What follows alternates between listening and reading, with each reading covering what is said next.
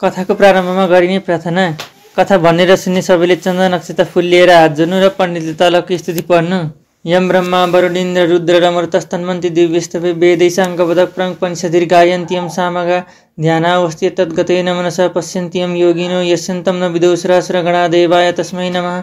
श्रीमच्चन्दनचर्चितो जलवपु शुक्लं वरामल्लिका मालालङ्कृतकुण्डला प्रबलिसङ्मुक्तावली शोभिता सर्वज्ञाननिधान पुस्तकधरा रुद्राक्षमालाकरा वाग्देवी वदनं भुजे वसतु मे त्रैलोक्यमाता चिरं मुखं करोति वाचालं पुंगं लङ्घयते गिरिं यत्कृपातमहं वन्दे परमानन्दमाधवं। नमो भगवते तस्मै व्यासाय अमृततेजसे यस्य प्रसादो दक्ष्यामि नारायणी कथानिमं। नारायणं नमस्कृत्य नरं चैव नरोत्तमं देवीं सरस्वतीं व्यासं ततो जयमुदीरयेत्। सबैले पुष्पाञ्जली पुस्तकमा चढाएपछि वक्ताले कथा भन्न थाल्नु। श्रोताले चित्त भएर कथा सुन्नु। अत्र त्रिंशोऽध्याय काञ्चनमालिनी उपाख्यान। कुमारजी, हे कुमारजी, तपाईँका मुखारविन्दबाट हिजो मैले सुलोचनाको सकल वृत्तान्त भलीभाँति सुने। उनी जन्मदेखि नै पुण्यात्मा थिइन्। हुनसक्छ उनको पहिलेका जन्महरूदेखि नै नारायणको तपस्या गर्दै आएकी हुँदी हुन्। पूर्वजुनीहरूको अभ्यासको संस्कारले नै यस जन्ममा पनि नारायणको तपस्या तल्लीन हुन सकेकी होलिन्। किनकि ब्रह्माले शिवले झैँ यसै जन्ममा मात्र लाभ हुने अस्थायी वर नारायणीले दिनुहुन्न। उहाँले त तपस्या पुरा भएपछि मात्रै काम पुर्याएर चिरस्थायी अविनाशी मुक्ति पद मात्रै वर दिनुहुन्छ र उहाँको तपस्यामा लागेका व्यक्तिले त्यो तपस्या जन्म जन्मान्तरमा भए पनि पुरा गर्नै पर्छ। नगरेसम्म त्यो अधुरो तपस्या पुरा गराउनका लागि त्यस साधकलाई सांस्कारिक विशेषणाबाट हटाई त्यसमा अन्मल्याई विरक्त्याउन विष्णुले सुलोचनालाई जस्तै परिस्थिति पारिदिनु पर्छ। पूर्वजन्मका तपस्याका अभ्यासले लरको त्यो तपस्या नटुङ्गिएसम्म हरेक जन्ममा पछि लागिरहेका हुन्छ भन्ने कुरा शास्त्रहरूले कहेका छन्। सुलोचनाको पनि यस्तै परिस्थिति हुँदो हो र यस जन्ममा पुरा गरिन् होली। यसमा के आश्चर्य छ र भन्ने तर्क वितर्कले हिजो मलाई रातभरि नै पटक्कै निन्द्रा परेन, छटपटाइरहे। तसर्थ पूर्वजन्महरूको धर्मको संस्कार पनि पटक्कै नरहे। यस जन्ममा पनि उग्र अति निग्ध पापै पाप मात्र गरेको भयङ्कर पापी जन पनि उमेर ढल्केपछि बाँकी जीवनभर ती दुई प्रख्यात त्रिवेणी मध्ये कुनै एकमा रही नियमपूर्वक नित्य त्रिवेणी स्नान, मकर स्नान, स्वस्थानीको व्रत पूजा गर्ने जनहरू ती उसका त्यस्ता उग्र पापहरूबाट छुटेका छन् कि छैनन्? छुटेका छन् भने त्यस्तो घोर पापबाट को छुटेका छन्? अन्तमा कि कस्ता भएका छन्? कहाँ कहाँ वास पाएका छन्? आज मलाई यही कुरा सुन्ने प्रबल इच्छा जागेको छ। तीमध्ये एउटाको कथा आज सुनाउनुहोस् भनी अगस्त्य मुनिले बिन्ती गर्दा कुमारजी आज्ञा गर्नुहुन्छ। हे अगस्त्य मुनि, सुलोचनाको त्यो अद्भुत दिव्य कथा तिमीले हिजो सुनिसक्यौ।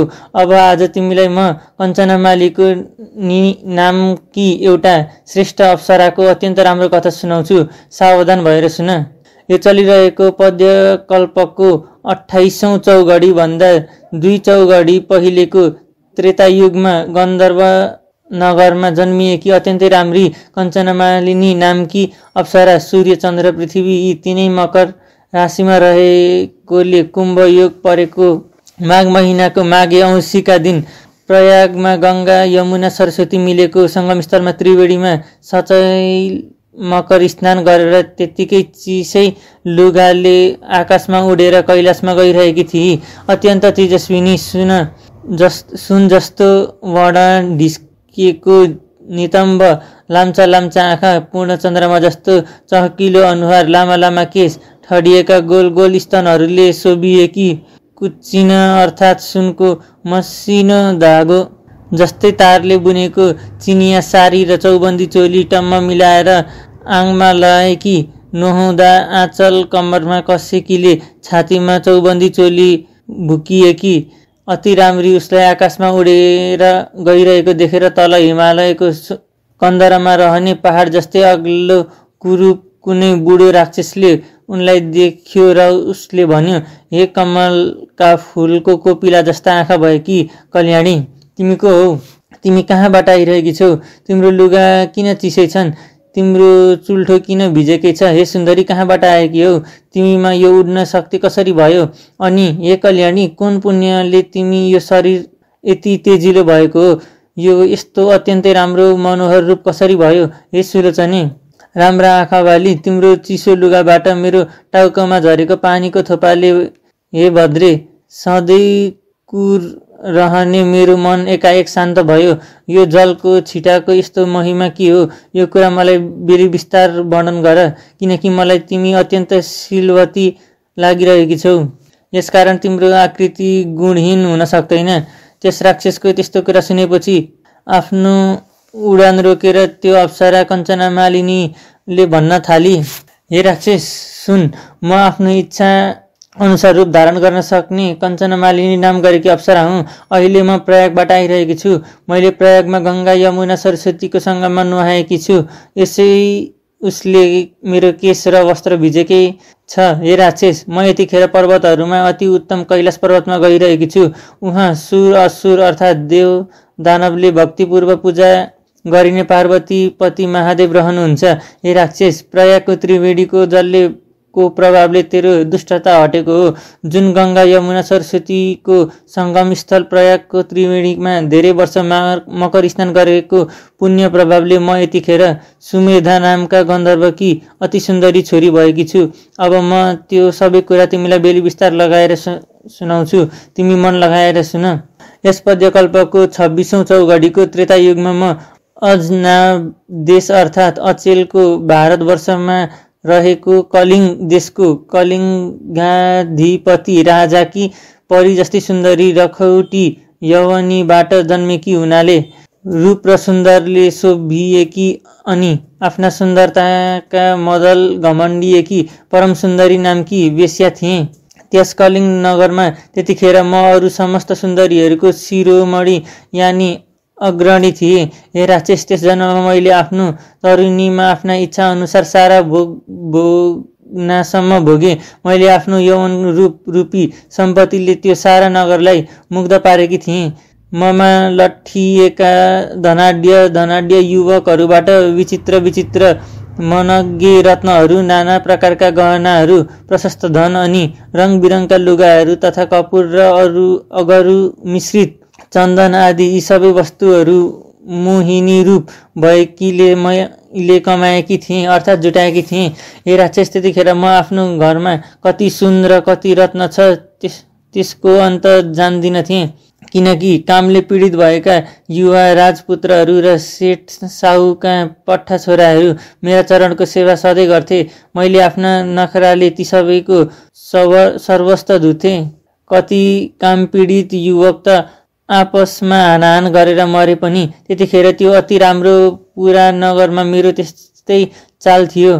परन्तु जब मेरो दन्दनाउँदो उमेर ढल्कियो र युवाहरूको उहिरो आइरहन उइलाउँदै गयो, तब मेरो मन विरक्तिदै सोच गर्न लाग्यो कि हे शिव, मैले जवानीमा न त सत्पात्रमा दान दिएँ, न मैले कुनै यज्ञादि हवन गरेँ वा गराएँ, न त मैले कुनै मन्त्रको अनुष्ठान गरेँ, न त मैले कुनै व्रत नै नियमपूर्वक गरेँ, न त मैले धर्म अर्थ काम मोक्ष दिने भगवानको आराधना गरेँ, न त मैले दुर्गाति नाश हुने दुर्गा देवीको पूजा नै गरेँ।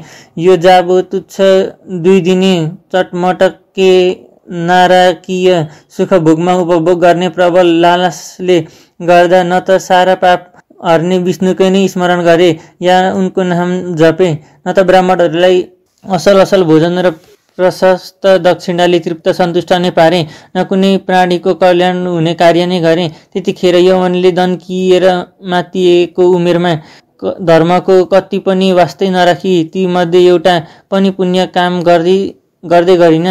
हे भद्र राक्षस, मैले त्यसरी धेरै पाप गरेँ र अन्त्यमा गालाका छाला चाउरिन थालेपछि ती पाप कर्मले मेरो मन बत्ती पोल्न थाल्यो। तब म असाध्यै पिरिएर अत्यन्त चिन्ताग्रस्त भएर कुनै विद्वान ब्राह्मणका शरणमा गएँ।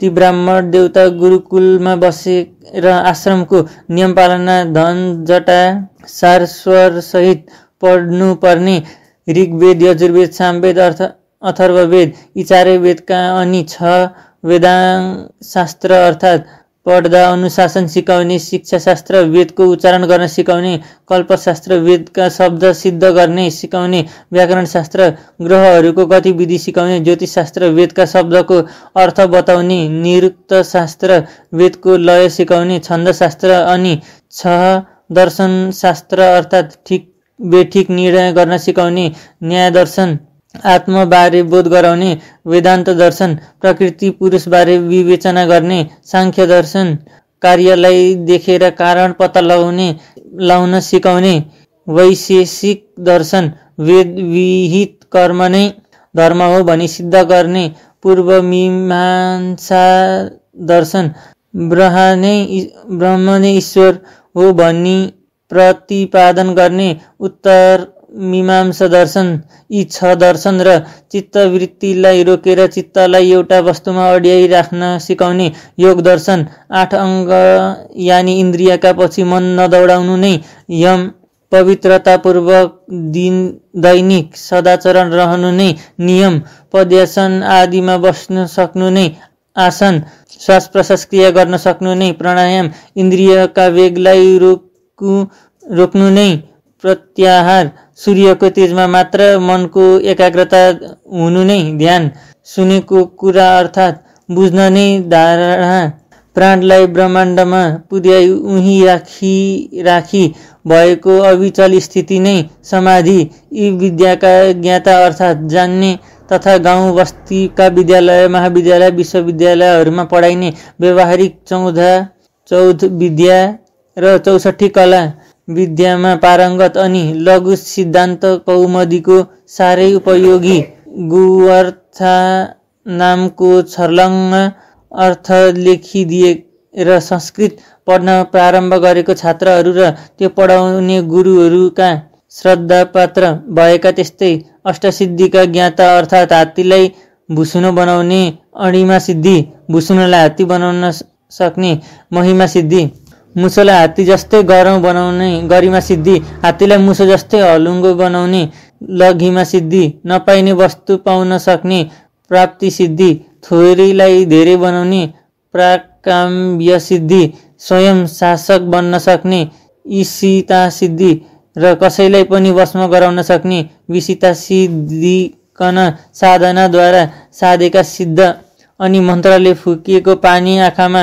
छ्यापिदिए रत्नाकार कहिने समुद्रभित्र रहेको महापद्य शङ्ख मकर कच्छप मकुन्द कुन्द नील खर्ब नामका नवविधि अर्थात् सम्पत्तिका भण्डार देखाइदिने तथा अति शान्त स्वभावका अत्यन्तै शान्त प्रिय एवं चित्तको स्थिर सम, इन्द्रियहरूको निरोध दम, सत्यता तप, शुद्धता शौच, क्षमापन शान्ति, मोहहिता आजर्व, बोधता ज्ञान, विशेष बुद्धि विज्ञान, ईश्वरमा अटल विश्वासता, आस्तिक्य, कृपापन, दया, सहदयतापन, दक्षिण्य यी गुण भएका तथा अति सन्तोषी, अरूको उन्नति देखेर रमाउने, कसैले पनि उसको कल्याण हुने कुरो मात्र कहने, मान अपमानमा समान रहने, मानिसले आकाशमा उड्न सक्यो, पानीमा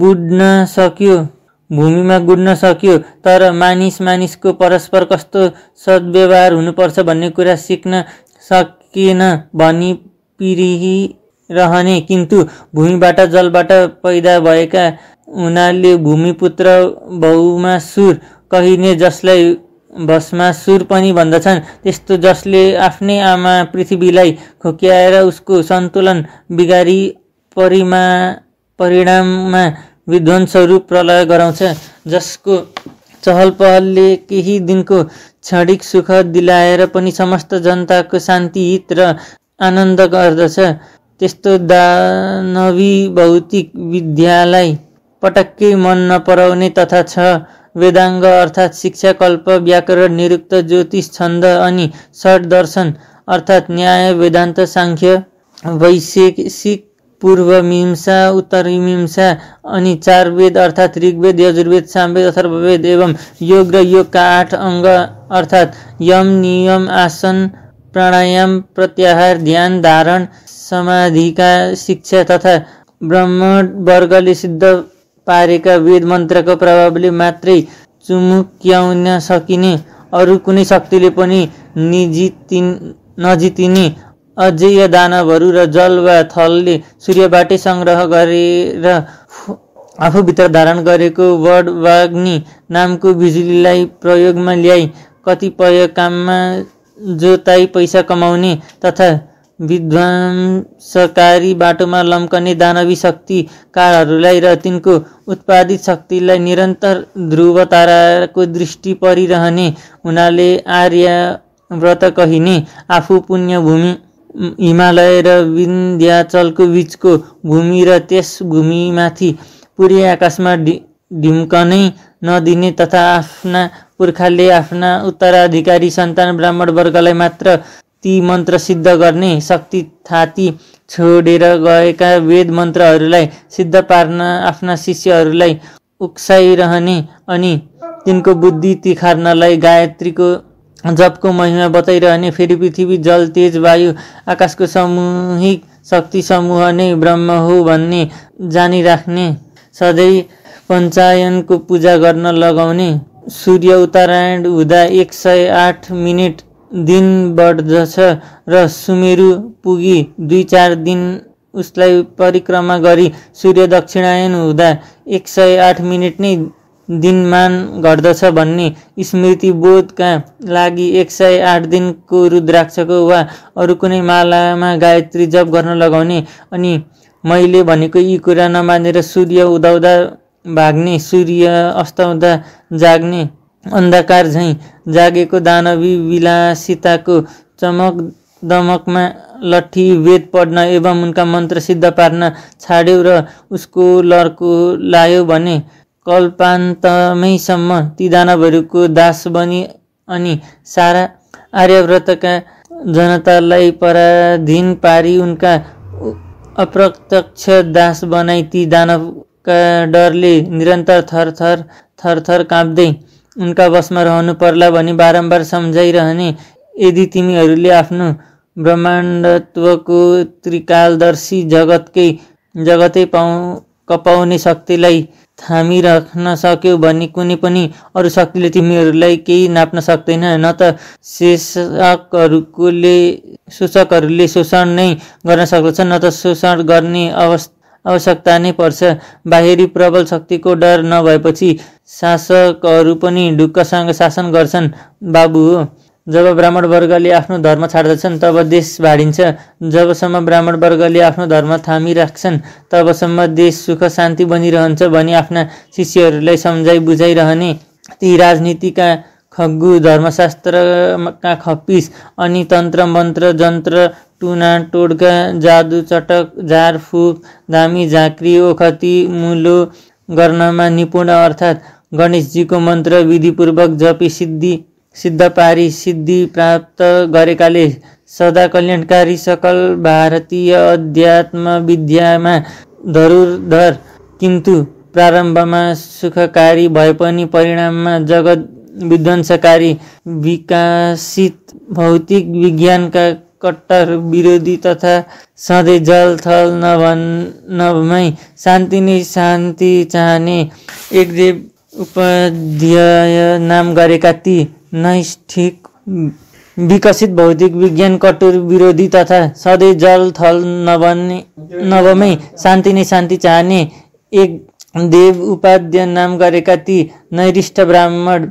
त्यसै राज्यका राजा अर्थात् मेरै बुवाका राजगुरु थिए। हे राक्षस, मैले उनी ब्राह्मणलाई श्रद्धा भक्तिका साथ उनका पाउमा फल फूल दक्षिणा चढाई निकै बेर ढोगेर उनले इसाराले देखाए अनुमति दिएका आसनमा दुवै घोडा मारेर बसी हात जोड्दै गहभरि आँसु डबडबाउँदै आफ्ना सारा पाप कर्मको वृत्तान्त बताए। आफ्नो पश्चाताप रूपी तडपन सुनाएर, हे ब्राह्मण देवता, मेरो त्यो उग्र पापको प्रायश्चित कसरी होला भनेर सोधे र हे द्विज श्रेष्ठ, त्यो पापबाट म कसरी सदातिमा प्राप्त हुँली? आफ्नै कुकर्मले पिरिएर तडपिरहेकी उदास मन भएकी विचरी गहिरो पापरूपी भासमा ग्वाममै भासिएकी मलाई मेरो जगल्टामा समातेर यस भासबाट बाहिर निकालिदिनुहोस्। हे ब्राह्मण श्रेष्ठ, दयाका दृष्टिले मेरा उपर करुणा जल वर्षाउनुहोस्, किनकि सज्जनमा त सबैजना कृपालु नै हुन्छन्, किन्तु साधुहरू असज्जनमा पनि कृपालु हुन्छन्। मेरो यस्तो विनम्र प्रार्थना सुनेर ती दयालु ब्राह्मणले मेरो उपर कृपा गर्नुभयो र सबै धर्मले भरिएको तथा मलाई अति प्रसन्न पार्ने यस्तो कुरा भन्नुभयो। हे सुन्दरी, तिमी सबै निषिद्ध घृणित आचरणहरूलाई म भलीभाँति जान्दछु। मैले भनेको कुरो झट्टै गर। अब तुरुन्तै तिमी प्रजापति ब्रह्माको क्षेत्र प्रयागमा जाऊ। उहाँ गएर त्यही रहेर सधैँ गङ्गा यमुना सरस्वती नदीको सङ्गममा त्रिवेणीमा नुहाउने गर। विशेष गरेर मकर राशिमा सूर्य रहेको बेला त्रिकाल स्नान गर्ने गर। त्यसै स्नानको पुण्य फलले तिम्रो सबै पाप नाश हुन्छ, किनकि जसले तिम्रो पाप नाश होस् त्यस्तो कार्य उपाय म देख्दिन। तीर्थमा गरेको स्नानलाई ऋषिहरूले ठुलो प्रायश्चित बताएका छन्, किन्तु हे सुन्दरी, तीर्थस्थलमा मनले पनि अशुभ कर्मलाई त्याग्नु पर्दछ। हे सुमुखी, नित्यको प्रयाग स्नानले पाप खरिएर शुद्ध पवित्र भयो कि तिमी मरेपछि पक्कै नै स्वर्ग जानेछौ। प्रयागराजको सङ्गमको स्नान मात्रैले पनि मनुष्यहरूलाई स्वर्ग प्राप्त हुन्छ, यसमा कुनै संशय छैन।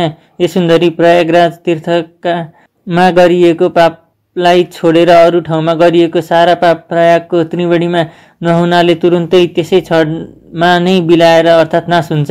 हे सुन्दरी, यस बारेमा एउटा अचम्मको उपाख्यान सुन।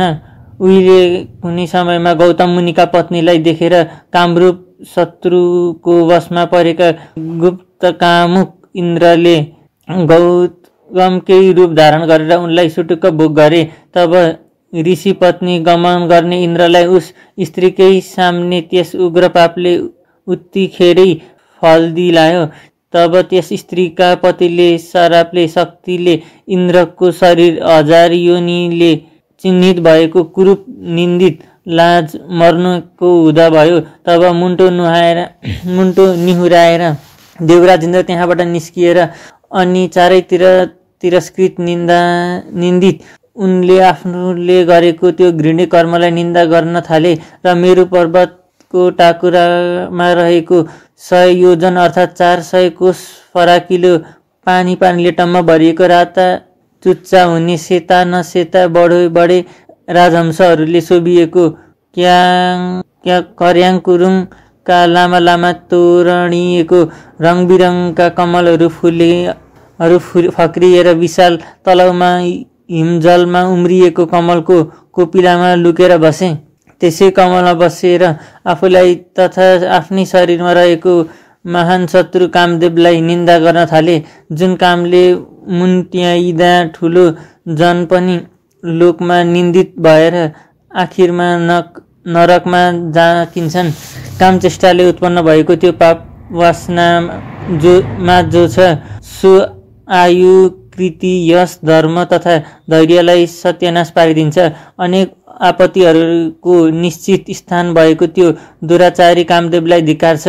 आफ्नै देहमा रहेको कहिल्यै वशमा नरहने, कहिल्यै सन्तुष्ट नहुने, कहिल्यै नअगाउने अति असन्तोषी प्राणी मात्रको विकट शत्रु कामदेवलाई धिक्कार छ। हे सुन्दरी, यस्ता प्रकारले कमल रूपी सदन यानि घरमा लुकेर बसेको इन्द्रले सोचिरहेको बेलामा उता स्वर्गमा इन्द्र नभएर स्वर्ग शोभा नै रहेन र त्यसपछि गन्धर्व सहित लोकपाल सहित किन्नरहरू सहित देवताहरू सची इन्द्राणी साथमा आएर सबैले देवगुरु बृहस्पतिले सोधे, हे भगवान, हामीहरू देवताका राजा इन्द्रका बारेमा पटक्कै केही जान्दैनौँ। उहाँ कहाँ रहनु भएको छ, कहाँ जानुभयो? अब हामीले आफ्नो राजाहरूलाई कहाँ खोजौँ? जसरी घरमा सुपुत्र नभएर धन धान्य र गुणले भरिएको पनि कुलको शोभा हुँदैन, त्यसै गरी देवगणको साथमा इन्द्र नभइकन स्वर्ग शोभाइएको छैन। हे गुरु, जे गर्दा स्वर्गलोकको शोभा बढ्छ, चाँडै नै त्यस उपाय गरिबक्सोस्। हे गुरु, स्वर्गलाई शोभाले युक्त स्वामी भएको पारिबक्सोस्। यस काममा ढिला गर्नु योग्य छैन भन्ने तिनीहरूको कुरो सुनेर गुरु बृहस्पतिले उनीहरूलाई भन्नुभयो, आफूले गरेको अपराधको लाजले लज्जित भएर इन्द्र जहाँ बसेका छन् त्यो कुरा म जान्दछु। विचारले सहसा गरेका कामको फल अहिले इन्द्र भोगिरहेका छन्। जो जनले नीतिको त्याग गर्दछन् ती जनले बढै दुःखको भोग गर्नुपर्दछ। आश्चर्य छ कि राज्यको मदले उन्माद भएको पुरुष गर्ने नगर्ने कामको विचार गर्दैन। आफूलाई नै नाश गर्नेवाला अनेक प्रत्यक्ष वा अप्रत्यक्ष निन्दित काम गर्दछन्। दुर्भाग्यले बुद्धि मासिएका मूर्खहरू मात्रै यस्तो निन्दित काम गर्दछन्। जुन अपराध गर्नाले यहाँ पनि उहाँ पनि जन्म निष्फल हुन्छ। हे सुरगण हो, अब हामी त्यहाँ जाउँ जहाँ ती इन्द्र लुकेर बसेका छन्। गुरु बृहस्पतिले यस्तो भनेपछि बृहस्पतिलाई नै अघि लगाएर गएका सबै देवताहरू त्यस आश्रमबाट निक्लेर उस तलाउमा पुगेपछि त्यो फराक सरोवरमा सुन जस्तो सुन्दर कमलको वन देखे। अनि डिलमा उभिएर जस्तो प्रार्थना गर्दा इन्द्रलाई विश्वास पर्छ त्यस्तै स्तुति गरे।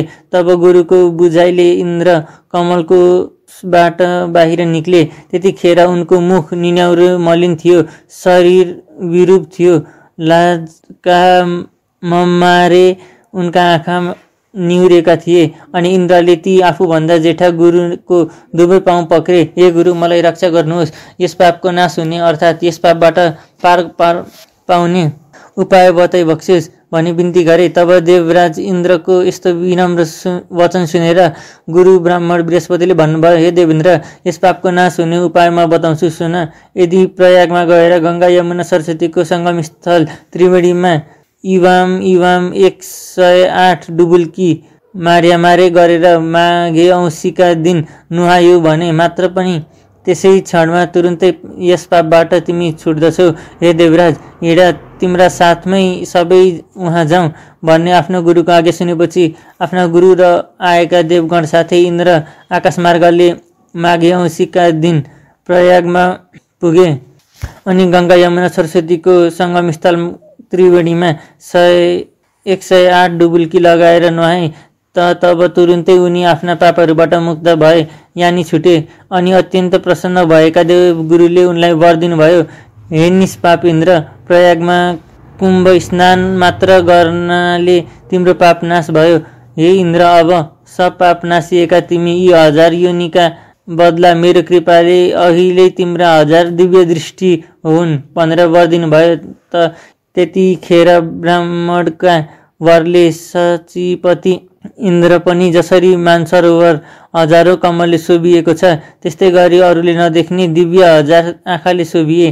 त्यसपछि सबै देवताहरूले र ऋषिहरूले पुजिएका तथा गन्धर्वहरूले स्तुति गान गरिएका छँदा ती इन्द्र आफ्नो अमरावती नगरीमा गए। हे सुन्दरी, त्यस्ता प्रकारले प्रयागको त्रिवेणीमा माघे औँसीमा नुहाएकाले त्यसको पापी इन्द्र तुरुन्तै पाप सखा भएका थिए।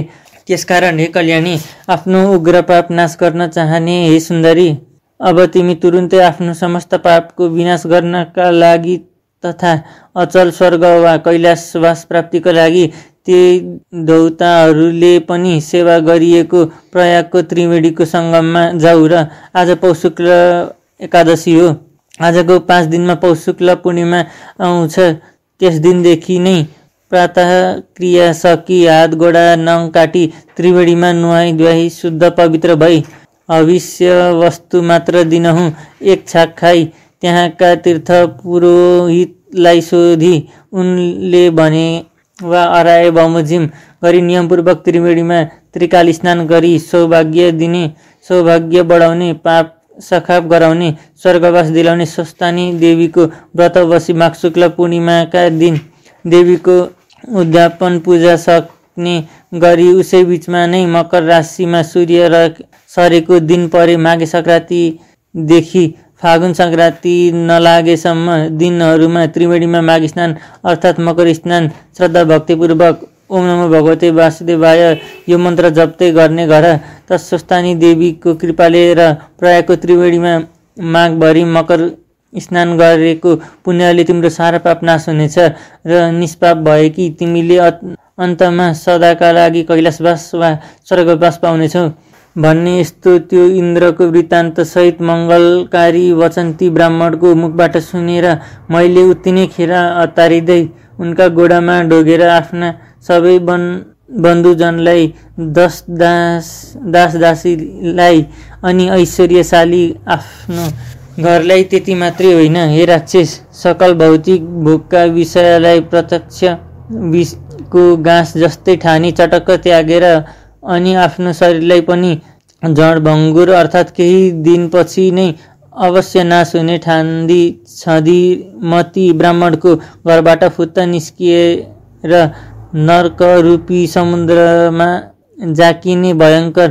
अन्तरकरणको आगोले हृदयमा भदभती पोलिएकी मैले, हे राक्षस, तब त्यहाँबाट सरासर प्रयागमा गएर ब्राह्मणले बताए जस्तै गरी श्री स्वस्थानी देवीको व्रत पूजा र माघभरि नै त्रिकाल अर्थात् बिहान मध्याह्न साँझ नियमपूर्वक गङ्गा यमुना सरस्वतीको सङ्गमस्थल त्रिवेणीको जलमा श्रद्धासाथ पटकै पछि ओम नमो भगवते वासुदेवाय जप्दै 108 डुबुल्की मारेर मकर स्नान गर्ने गरे। अब हे बुढा राक्षस, त्यस त्रिवेणीमा गरेको मकर स्नानको महिमा सुन। 3 दिन त्यहाँ लगालग मकर स्नान गरेपछि मेरो समस्त पाप नाश भयो। बाँकी 27 दिन माघ स्नान मलाई जो पुण्य प्राप्त भयो त्यस पुण्यले मलाई देवयोनिमा जन्मायो। यतिखेर म देवी पार्वती कि अति प्रिय सङ्गिनी भएर कैलाशमा रमाउँदै बसेकी छु। त्यस प्रयागको मकर स्नानको प्रभावले नै मलाई यस्तो पूर्वजन्मको जाति स्मरण ज्ञान इच्छा अनुसारको रूप बदल्न सक्ने शक्ति, यो खेचरी यानि आकाशमा उड्न र उही अड्ने गति, राजगुरुमा भएको विविध विद्याको ज्ञान र यो कैलाशको वास प्राप्त भएको हो। त्यसैले प्रयागको मकर स्नानको महिमा सम्झेर प्रत्येक माघमा प्रयागमा मकर स्नान गर्न म प्रयाग जाने गरेकी छु। अब कैलाश पुगेर पार्वतीका साथै स्वस्थानी देवीको पूजा गर्छु।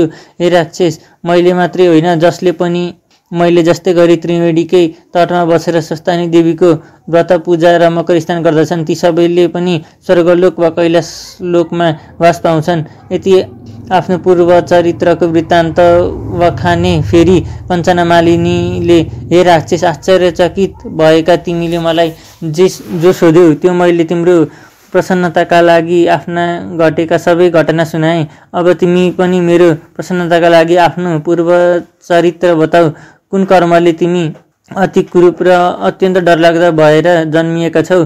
दारी जुगा बढाएका बडा दारा भएका मान्छेको मासु खाने भएर किन यो पहाडको गुफामा रहन्छौ भनेर सोधिन्। र तब त्यो राक्षसले भन्न थाल्यो, सज्जन जन प्रिय वस्तु दिन्छन् र गुह्य कुरा लिन्छन्, प्रेमपूर्वक बोल्छन् र सोध्दछन्। हे भद्रे, हे कल्याणी, पराईको कल्याण गर्नेवाली, ती सबै कुरा तिमीमा रहेका छन्। हे वामलोचने सुन्दरी, तिमीले मलाई निश्चय नै कृपा गर्यौ, यो कुरा म मान्दछु। हे भद्रे, हे कल्याणकारिणी, मेरो यो क्रूर कर्मको निवारण तिमीबाट नै चाँडो हुन्छ। त्यसकारण मैले जे स्वयं पाप गरेको छु अब त्यो सब तिमीलाई म सुनाउँछु। सज्जनलाई दुःख नवेदन गरेपछि तब सबै सुखी हुन्छन्। हे पातलो कम्मरवाली सुन्दरी, अब मेरो वृत्तान्त सुन। पहिलाको जन्ममा काशीमा वेदका धेरै ऋचाहरू जान्ने वेद विद्यामा पारङ्गत श्रेष्ठ ब्राह्मण थिए। ठुलो निर्मल कुलमा मेरो जन्म भएको थियो। हे सुन्दरी, त्यतिखेर मैले दुराचारी राजाहरूले, शूद्रहरूले अनि वैश्यहरूले गरेको डरलाग्दो निन्दित दानहरूका वस्तु पनि काशीमा बसेर दान लिएँ। प्राय गरेर धेरैपल्ट धेरै नै निषेध गरिएका घृणित दान पनि लिएँ अनि चाण्डालहरूले गरेको कुत्सित दान पनि मैले लिन पछि सरिन।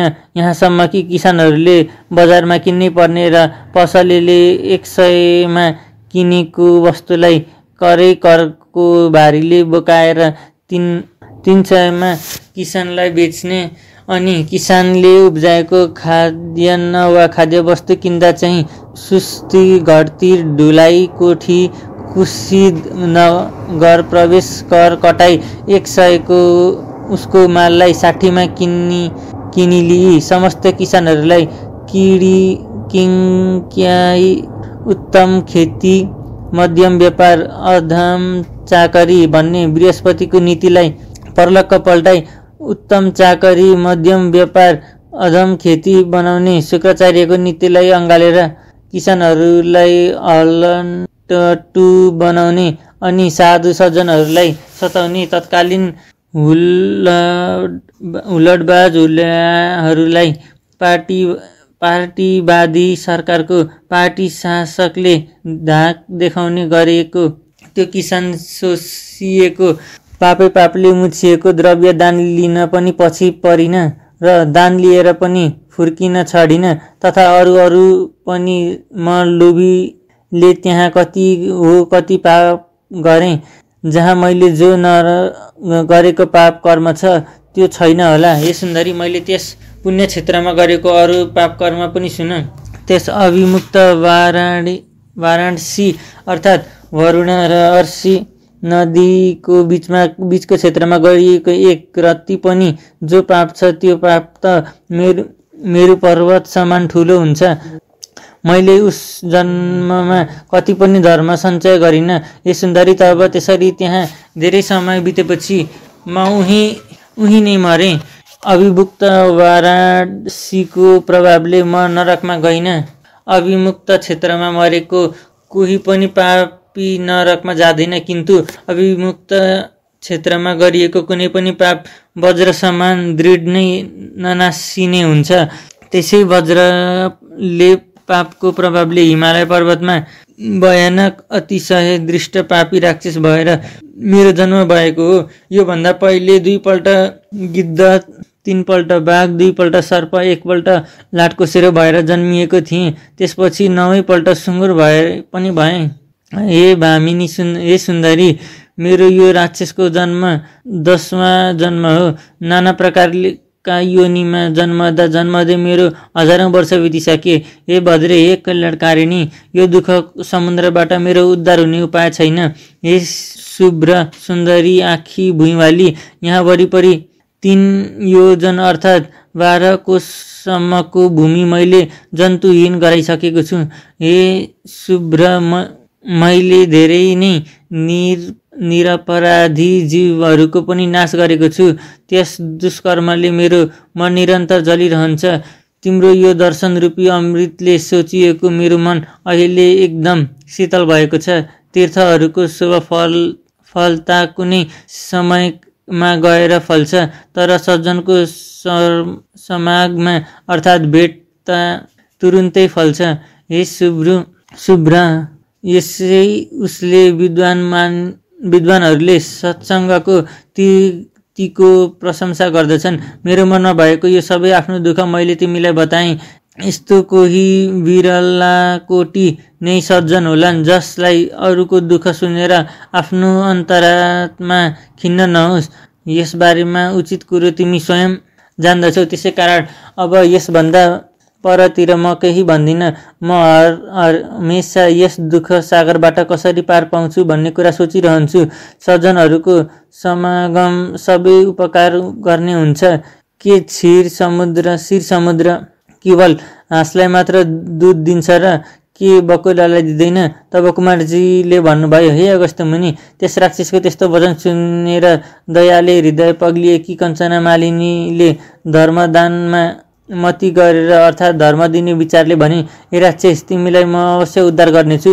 अहिले तिमी सोच नगर।